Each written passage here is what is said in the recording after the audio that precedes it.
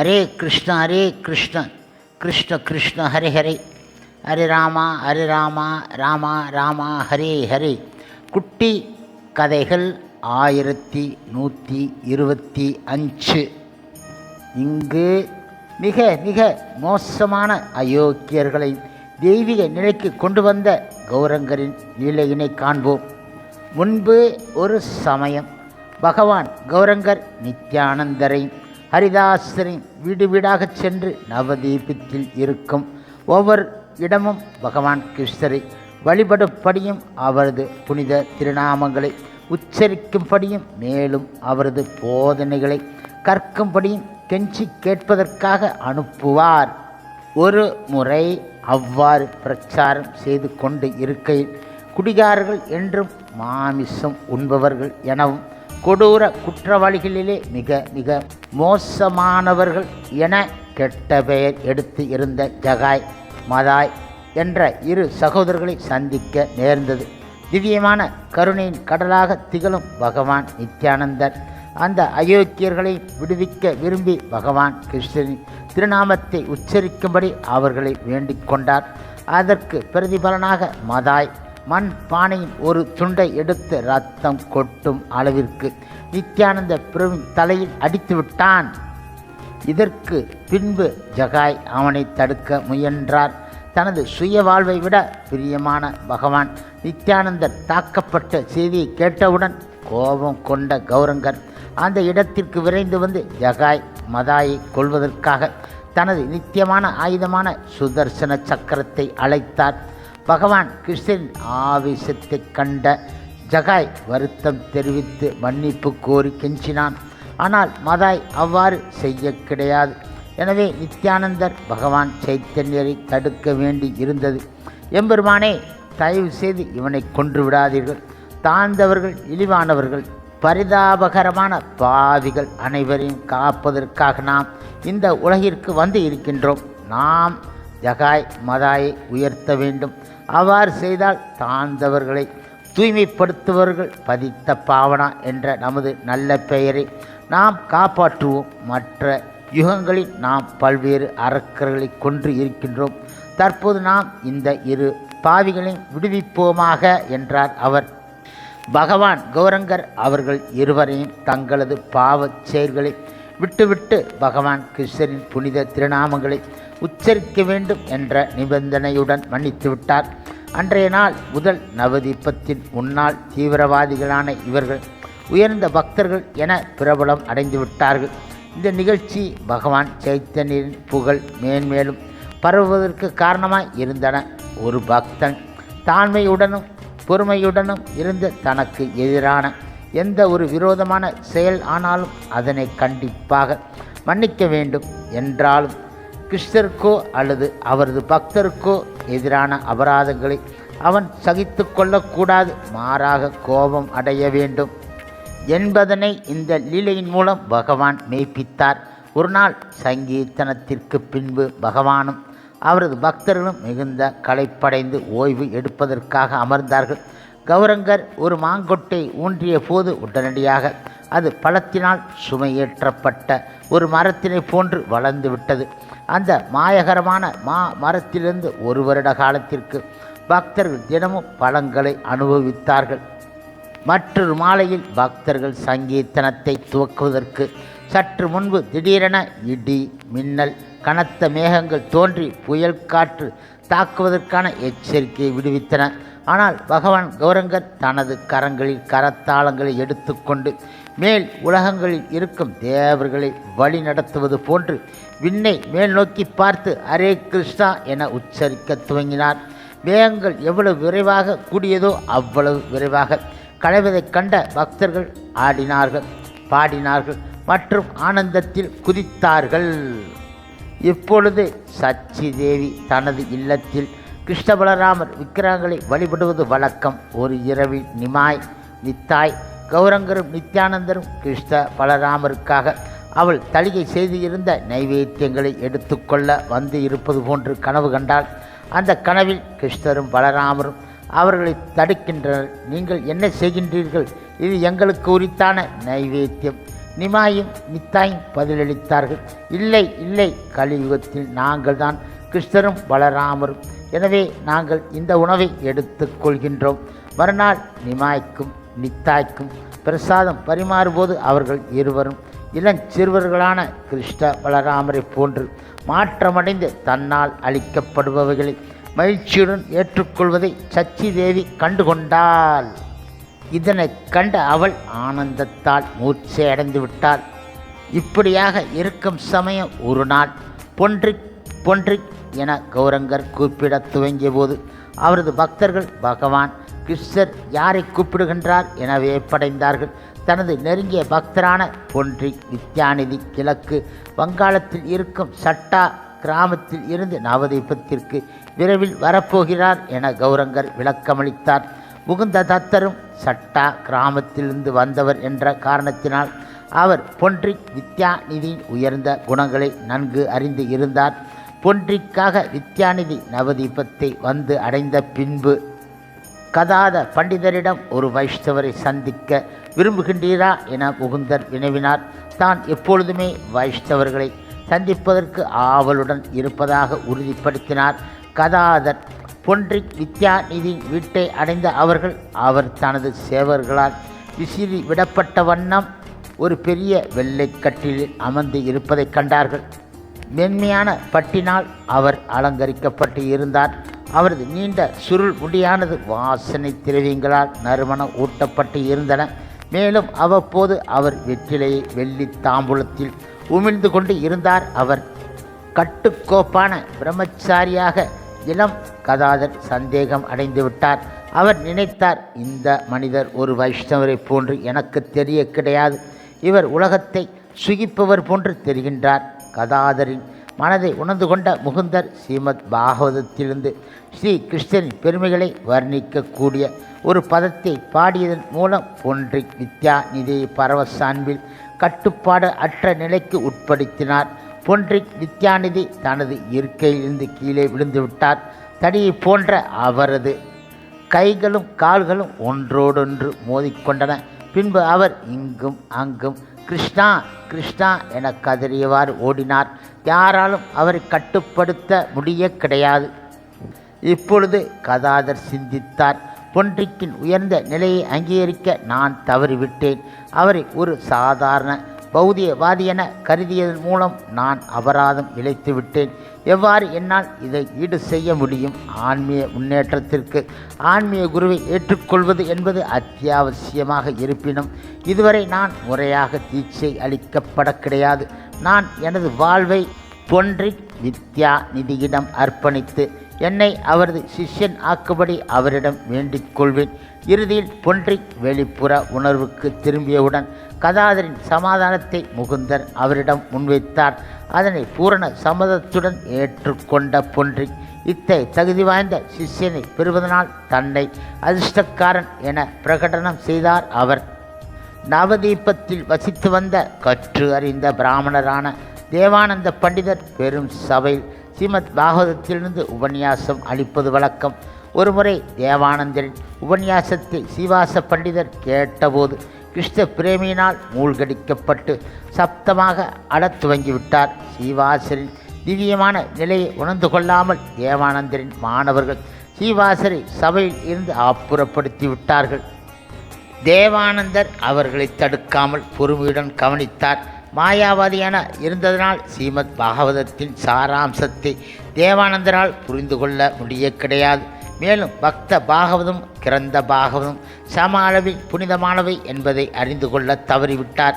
இவ்வாறாக அவர் தனது சிஷ்யரின் மூலம் ஸ்ரீவாசருக்கு எதிராக தீவிர அபராதம் இழைத்து விட்டார்.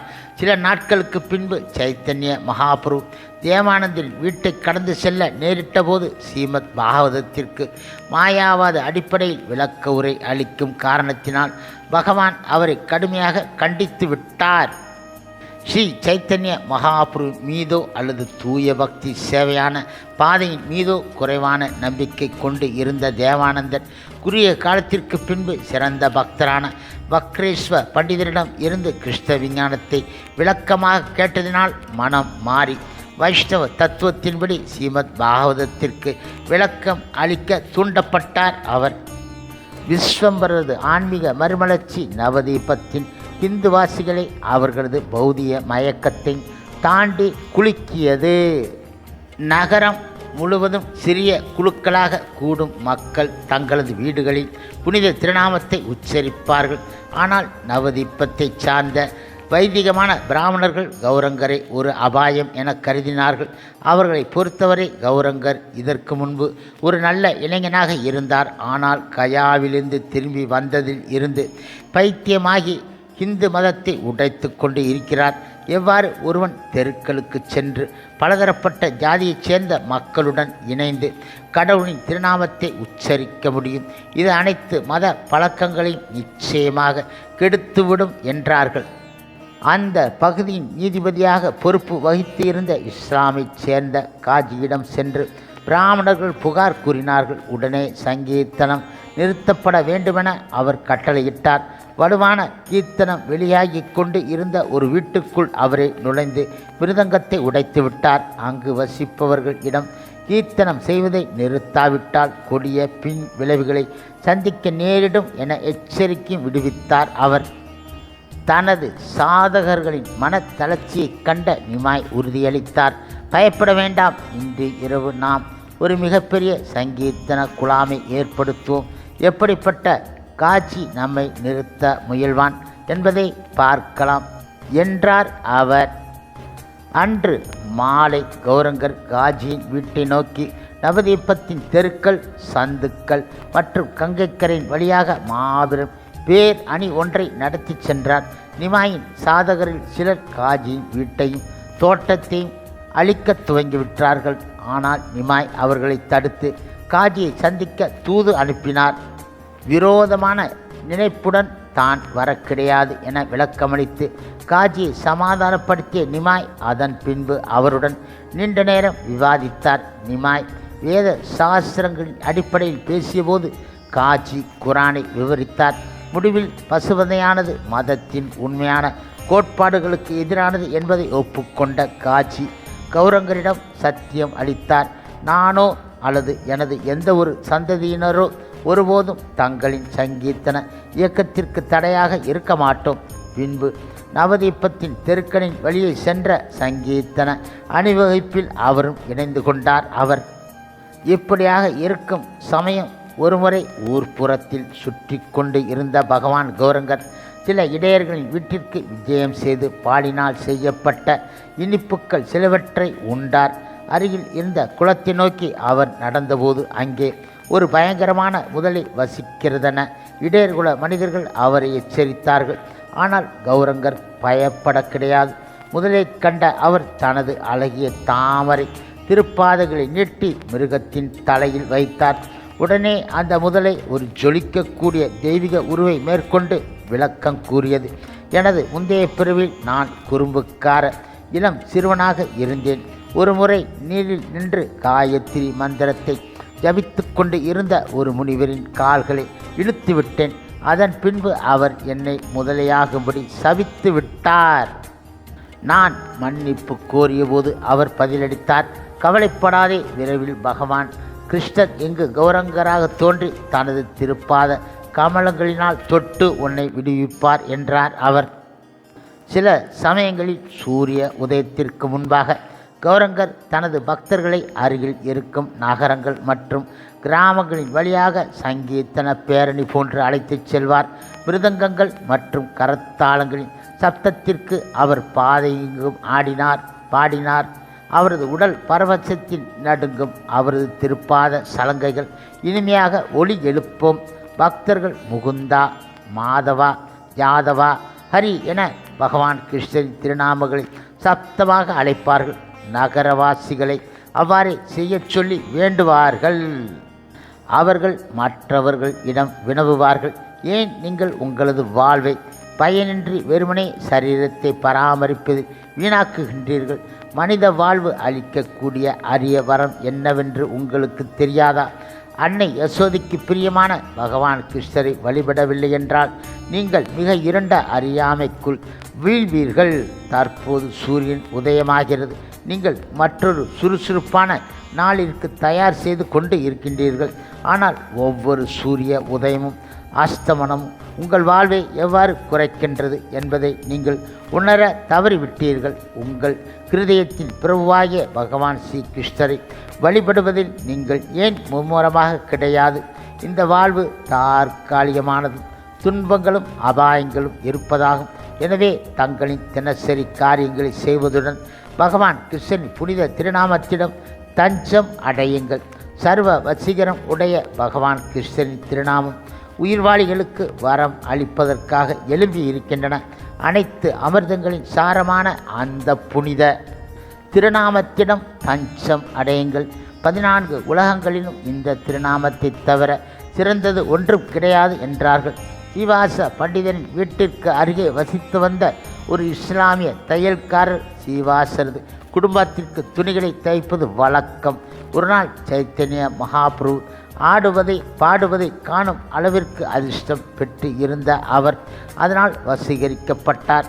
அவரது பக்தி மனோநிலையை பாராட்டிய பகவான் தனது உண்மையான கிருஷ்ணரூபத்தை அவருக்கு காண்பித்தார். பின்பு அந்த தையல்காரர் ஆடத் துவங்கியபடி கூவினார், நான் பார்த்து விட்டேன், நான் பார்த்து விட்டேன். பரவச அன்பினால் கவரப்பட்ட அவர் மகாபுரு உடன் இணைந்து ஆடத் துவங்கிவிட்டார். இவ்வாறாக அவர் பகவான் சைத்தன்யின் தலை சிறந்த பக்தருள் ஒருவராகிவிட்டார்.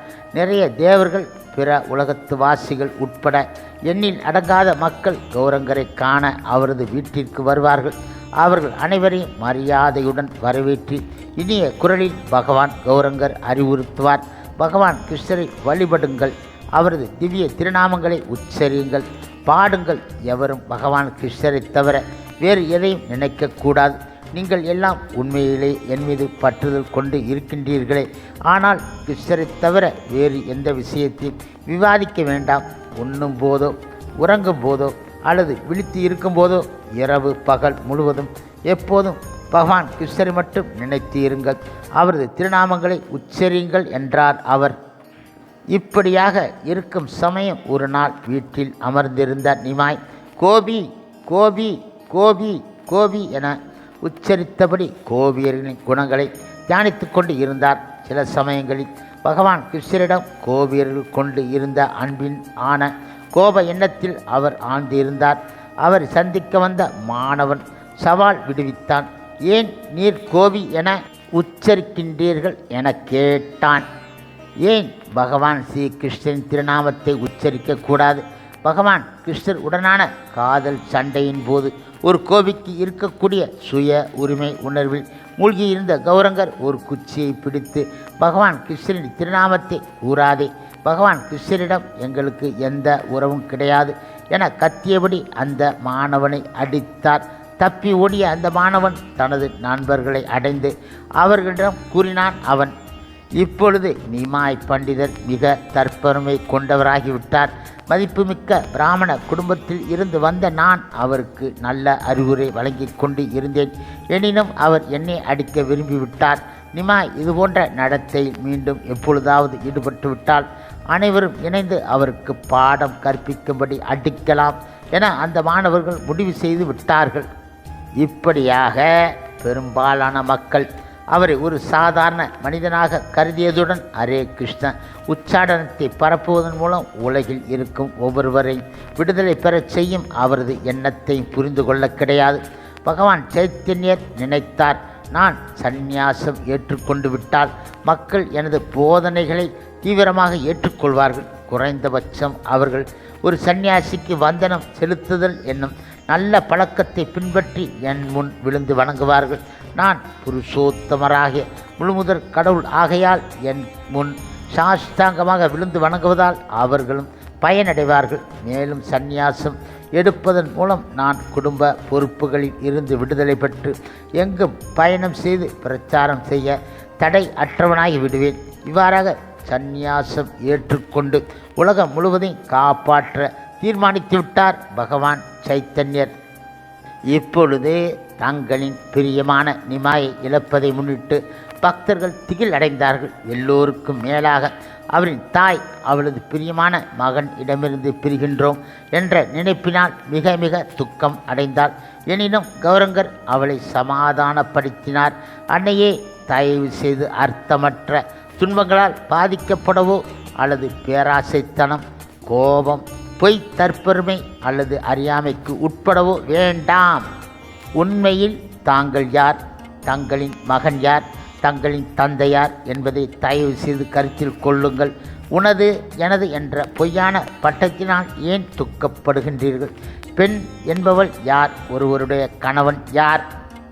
பகவான் கிருஷ்ணருடைய தாமரை திருப்பாதங்கள் மட்டுமே உண்மையான புகழ் இடமாகும்.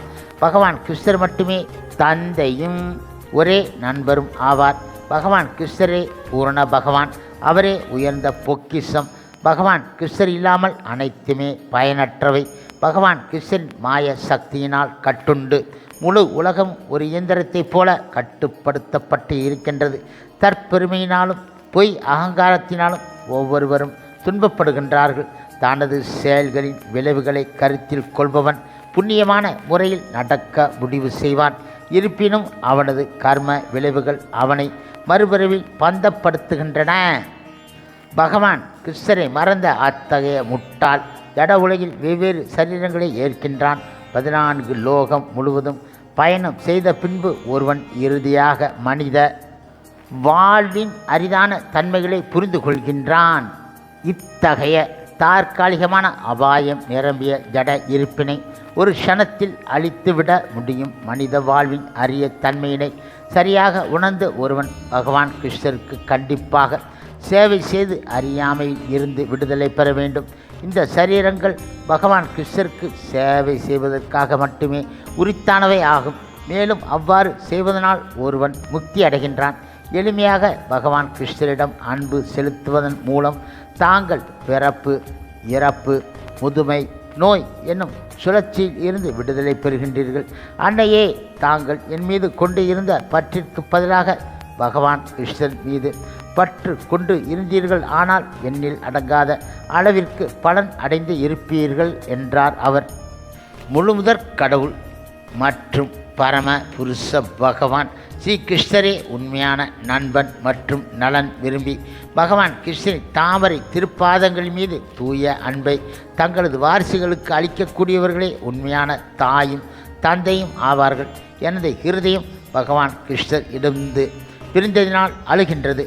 தங்களின் திருப்பாதங்களில் அடிபணிந்து நான் தங்களிடம் வேண்டிக் கொள்கிறேன். அன்னையே, தாங்கள் என் வாழ்நாள் முழுவதும் என் மீது மிகுந்த அன்பு கொண்டு இருக்கின்றீர்கள். எனது முக்தியானது தங்களது முக்திக்கும் உத்தரவாதம் அளிக்கும். தயவு செய்து என்மேல் உள்ள தங்களது பற்றை விட்டுவிட்டு பகவான் கிருஷ்ணரின் தாமரை திருப்பாதங்களுக்கு சேவை செய்யுங்கள். பகவான் கிருஷ்ணரின் பால் அன்பை அடைவதற்காக நான் கண்டிப்பாக சந்நியாசம் எடுக்க வேண்டும்.